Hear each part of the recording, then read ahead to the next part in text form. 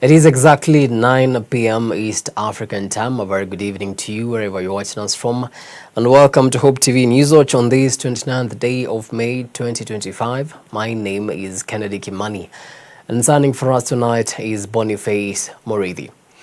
President William Ruto has kicked off a 3-day tour of the Nyanza region, starting in Kisumu, where he launched a 3.5 billion shillings Lake Victoria Marina housing project aimed at improving affordable homes for low-income earners.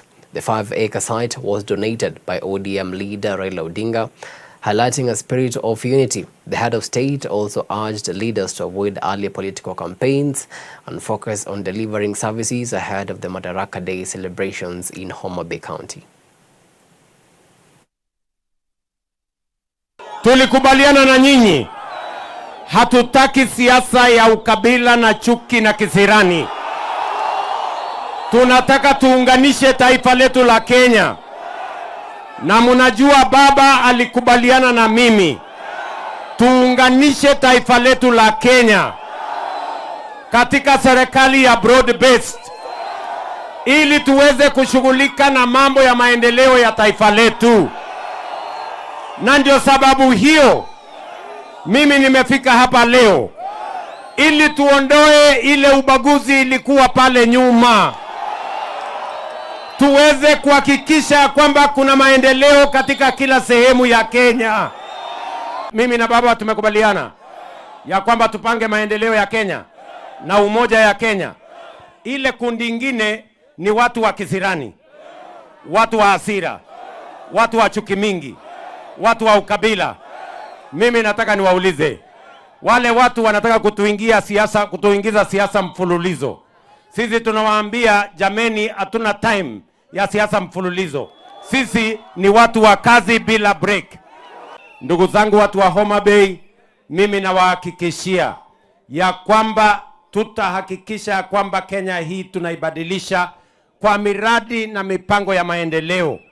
Wale watu wengine hawana agenda yoyote, hawana mpango yoyote, hawana sera yoyote, hawana maono yoyote. Kazi yao ni fitina, kazi yao ni chuki, kazi yao ni kabila. Mara Kasongo, sijui nini. Lakini tutawaonyesha hawa, wacha wajaribu na sisi. Deputy President Kithure Kindiki has assured Kenyans that the national government is committed to serving all citizens equally, regardless of their political affiliations. Speaking during a small-scale traders empowerment event in Nyaribari Chache, Kisii County, Kindiki dismissed calls for selective development based on voting patterns, terming them unconstitutional. Kwa hivyo, mimi nitarudi hapa, rais atarudi hapa, na uko mbele tutapangana, na mimi najua hatutakosana, tutaelewana tu. Hakuna mahali hakuna mtu atatoroka mwingine. Tutatafutana mpaka tupatane, kwa sababu siasa ni kubembelezana. Ni kweli si kweli? Siasa ni kifua ama ni kubembelezana? Si ni kubembelezana. Kwa hiyo mimi najua tutabembelezana, tutasikizana, na mimi kama naibu wa rais nitafanya juhudi zote kusaidia rais katika kazi ya kuunganisha Kenya na kazi ya kuhakikisha kila sehemu imepata maendeleo sawa na sehemu zingine. Mimi nawauliza wenzangu, sisi zote tujumuike katika maneno ya maendeleo. Na mimi najua Wakisii ni watu ya kazi, Wakisii ni watu ya biashara, Wakisii ni watu ya bidii. Ni kweli si kweli? Bora mtu asaidike kidogo katika kilimo chake ama biashara yake, atatengeneza mali. Na Wakisii wako kila sehemu ya Kenya. Ni kweli si kweli? Si Wakisii wako kila sehemu ya Kenya? Si wako mpaka ng'ambo? Si wako huko Amerika? So musidanganyike ati kuchochewa mkosane na watu wengine ati kwa sababu sijui ya nini. Kwa sababu nyinyi ni watu ya biashara, mko kila mahali. Tengenezeni urafiki na sehemu zote za Kenya, za dunia, because you are business people, you are a trading community. Na wale watu wananunua bidhaa zenu sio wale wanaongea Kikisii, kwa sababu ile vitu unahusia hapa kila mtu ako nayo, so wale watawapatia soko ni the other communities ambao hawana ile vitu ambao mna produce hapa. From that, and the Kenya Conference of Catholic Bishops is demanding urgent investigations into the sudden deaths of two priests, Reverend John Maina and Reverend Alois Bet. Led by Archbishop Maurice Mohatia Makumba, the bishops say the incidents involving suspected poisoning and a fatal bandit attack have shaken the church and exposed growing insecurity. They are calling for justice, accountability, and better protection for clergy serving in vulnerable areas. Kanisa ni mahali ambapo sisi tunaenda kuomba Mungu, na vile vile ni mahali ambapo ukipatikana na shida aina yoyote watu hukimbia makanisani ili kupata msaada wa maombi kutoka kwa wale mafadha ama mapasta ama wale wakuu wa vile yale makanisa. Bwana Spika, Father Bet alikuwa katika mkono wake ameshikilia Biblia wakati akiwa mpigwa risasi. Hakushikilia gongo, hakushikilia kisu, hakushikilia bunduki. Alishikilia Biblia. Kwa hiyo Bwana Spika, ni jambo la aibu, ni jambo la kusikitisha. Wale majangili waliingia pale ndani wakiwa na bunduki na kuweza kumpiga risasi na kumuua. Bwana Spika, tunakemea vikali zaidi. Na zaidi sana tunataka kuona ya kwamba serikali imechukua hatua, hususan mkurugenzi ama mkuu wa polisi Bwana Kanja amechukua hatua ya muafaka kuona ya kwamba hawa waliofanya kitendo kile wameweza kufikishwa katika kotini. Now, Attorney General Dorcas Oduor has dismissed claims that the public seal has been moved from her office, insisting she remains its legal custodian. Her clarification counters earlier media reports and statements by government spokesman Isaac Mwaura, who has since backtracked.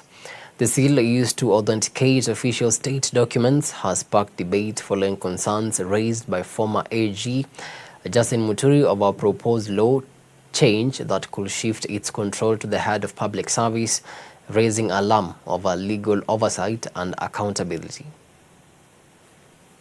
The legal custody of the public seal remains with the Attorney General, and as such, the Attorney General has and retains the in custodia legis of the public seal, namely the legal right to control, protect, and care for the public seal under the Attorney General's charge.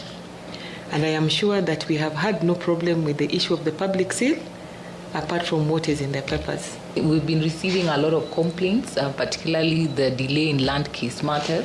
We've been dealing with them, some about complaints in the judiciary, but this is also an opportunity to be able to review various pending cases and see how they can be resolved more expeditiously. Now, the cost of breast cancer treatment in Kenya is set to drop sharply from 120,000 shillings to 40,000 shillings per session, following a new deal between the Ministry of Health and biotech firm Roche East Africa. Health Cabinet Secretary Eden Duale says the reduced cost will apply across all SHA contracted facilities with no out-of-pocket payments. The partnership also promises better access to cancer drugs, improved diagnostics and training for healthcare workers, in a major boost to the fight against Kenya's most common cancer in women. Operation is designed to enhance access to essential medicines and diagnostics for our patients. Number two is supposed to strengthen the capacity building through healthcare worker training in breast and cervical cancer management. And thirdly, is supposed to improve screening and early detection, ensuring timely interventions for better healthcare outcomes. President William Ruto has led the country in mourning renowned author and scholar Professor Ngugi wa Thiong'o, who died in Atlanta, USA at the age of 87 after a long illness. In his tribute, the president hailed Ngugi as a towering intellectual and fearless advocate for justice and freedom, whose writings helped shape Kenya's post-independence identity. The head of state has said Ngugi's legacy will live on through his powerful contributions to literature, thought, and national discourse.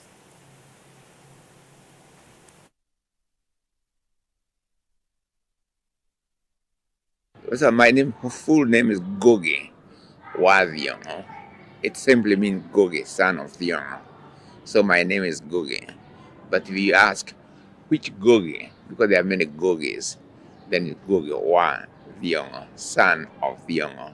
So Thiong'o is my father's. When I began to write in 1960, was 60s,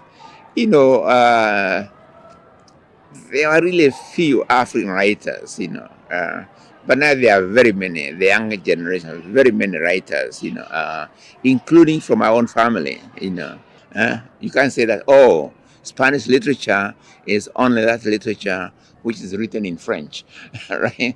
Or French literature is French literature written in Chinese. The Agikoyo should praise the Lord all the time, for he has ever been generous to them. Even when not reading it, I can hear the music, the choice and arrangements of the words. In peace.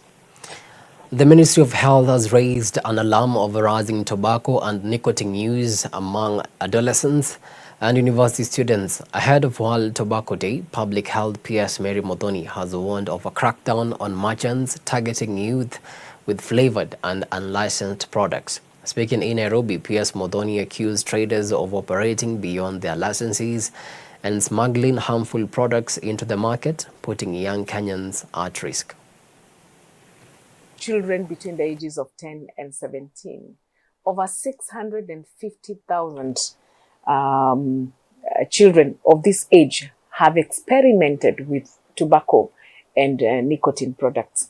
And in this year's theme of unmasking the appeal and exposing the industry's tactics, and especially marketing through social media, the very appealing packaging of tobacco and nicotine products, we are asking the parents and telling them that they are very key stakeholders, that they must help us. We must work together so that we are able to help the future generation, and especially in the reduction of tobacco use and nicotine use in this country.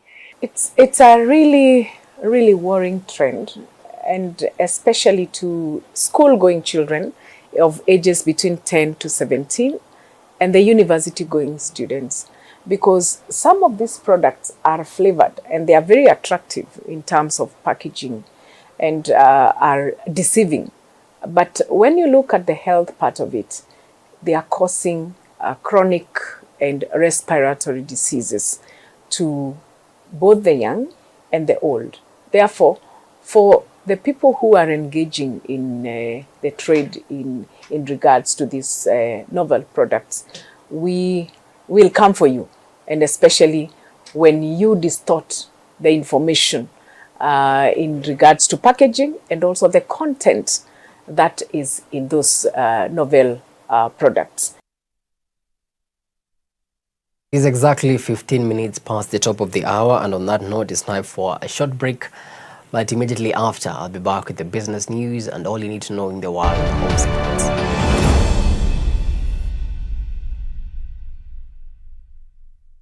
Ni wewe tu bwana, ni wewe tu. They said you must get born again tonight. You must.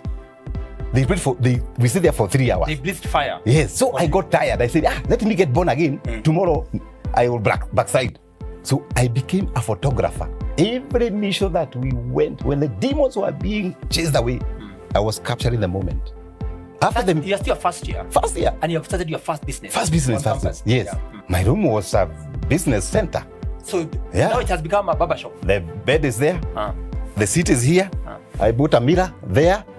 Let me tell you, this time I shaved 10 men. Before Optiven, I had done over 15 businesses that never worked. The first land I bought with the 5 million I'd saved was in Syokimau's place called Sabaki. Yeah, I know Sabaki. So I lost the money. That doubled. The 5 million you had saved, your life savings, went down just like that. I lost it.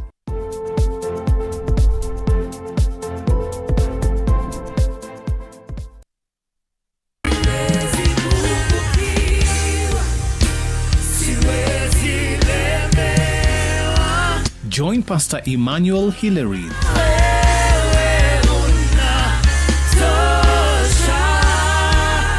this Sunday for a moment of worship on Ultimate Worship.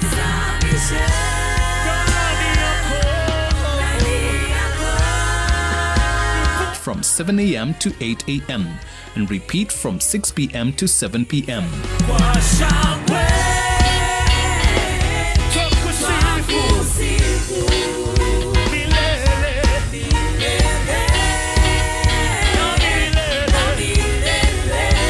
Hope TV, look and live.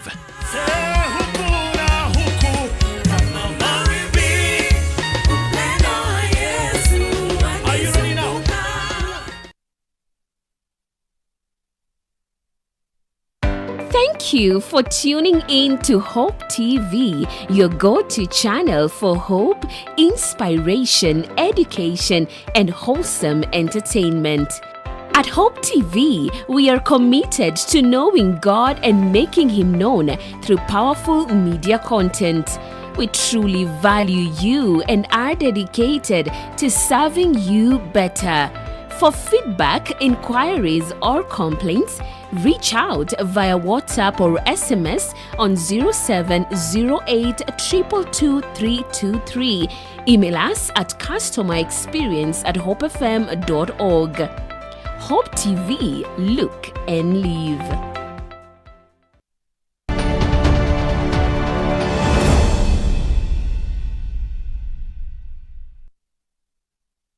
Back, now let's get down to business. And the Kenyan manufacturers are warning of looming power shortages that could disrupt production and stall economic growth. The Kenya Association of Manufacturers say the freeze on new power purchase agreements and substation projects is choking energy supply just as industrial demand surges. Speaking at a chloride exit product launch, KAM CEO Tobias Orlando urged Parliament to lift the moratorium, warning that geothermal energy is already at 96% capacity, leaving little room for growth if hydropower fails.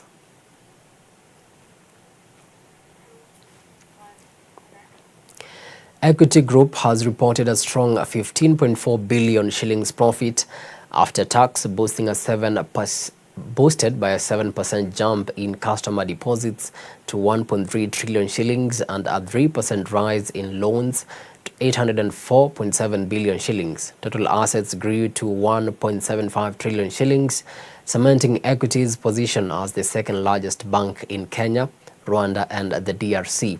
The lender posted a return on equity of 23.9% and a return on assets of 3.5%, driven by its diversified regional strategy and disciplined financial management. The majority of return on assets are up. Our deposits are up 7% to 1.3 billion. Loans up 3% to 800 billion. And total assets to nearly 1.8 trillion. The Eastern Central Africa, as part of the Sub-Sahara, is the fastest growing region of Sub-Sahara, but also visibly one of the fastest growing regions in the world. That rapid growth is underpinned by massive infrastructure investment. Yesterday, today, we are waking up to Lironi Mau Summit infrastructure. That will be an infrastructure of its own kind in the region.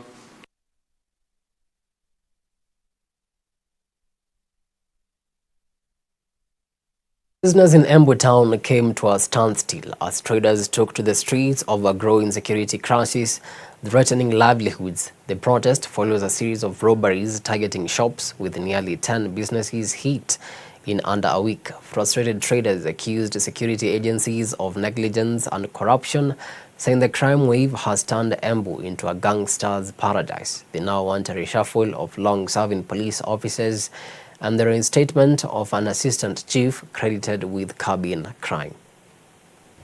Leo sisi kama wafanyikazi wa biashara tunaona Embu town imekuwa turned into gangsters paradise, na wale wakora wanafanya kazi hapa wanajulikana mahali wanakaa na wakiiba vitu mahali wanapeleka. Kisimayu is one of that places. Shauri iko in that randa. Lakini hakuna polisi, hakuna intelligence imeenda huko kuchunguza nini kinaendelea huko. Now what is baffling us?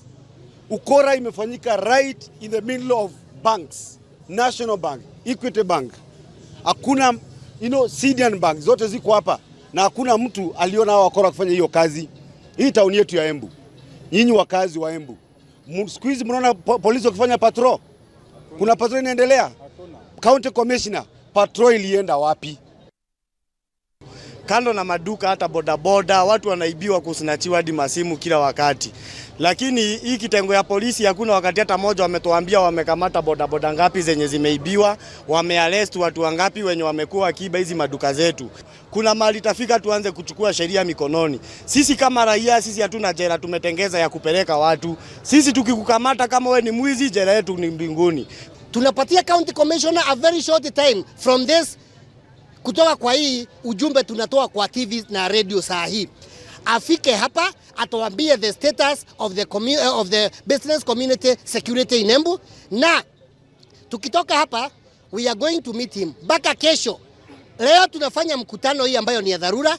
Kesho saa 4 tutashikana sisi zote business community tuende kwa county commissioner baka yeye mwenyewe atuambie ya kwamba tuko na uhuru wa kufanya biashara ama maisha yetu pia yako hatarini. Unafikiria mahali kama hapa, kama bangi ni hii Equity, bangi ni hii National, bangi ni hii, na hapa pameibwa in the center of all the banks of Embu, na yule kwa huko nyuma security yake iko namna gani?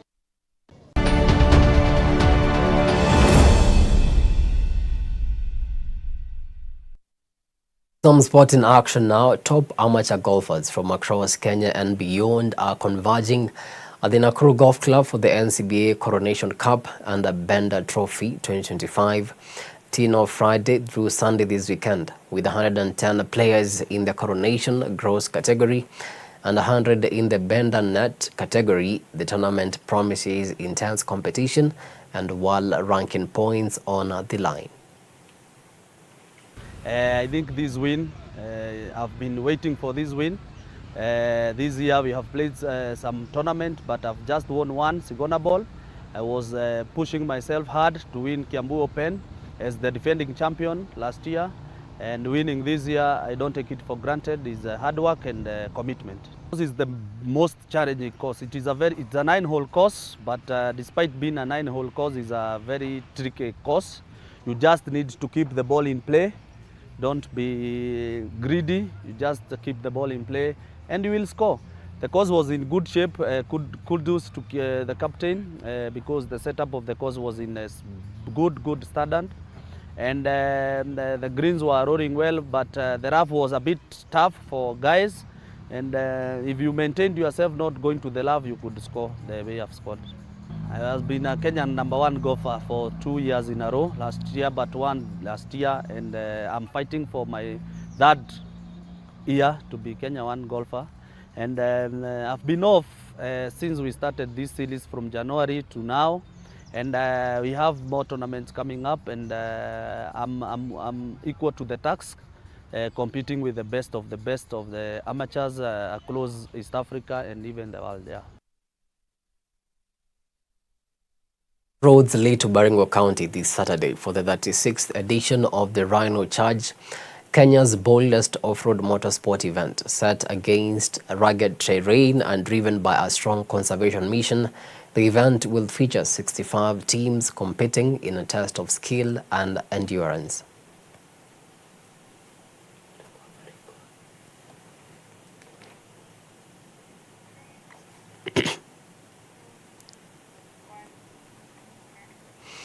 We finish off with Chelsea FC have made history by becoming the first club to win all 5 major UEFA club trophies after starting comeback against Real Betis in the UEFA Conference League final in Wrocław, Poland.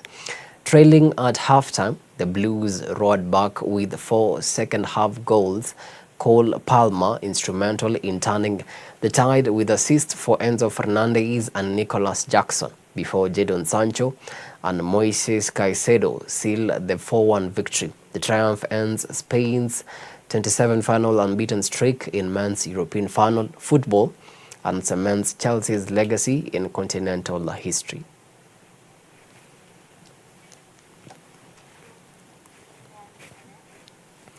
Only that, we come to the end of our news tonight. Many thanks to you for making time to watch Hope TV Newswatch. We really do appreciate the value of your time. On behalf of the amazing team that made this bulletin a success, have yourselves a blessed night. My name is Kennedy Kimani, and signing for us tonight has been Boniface Moredi.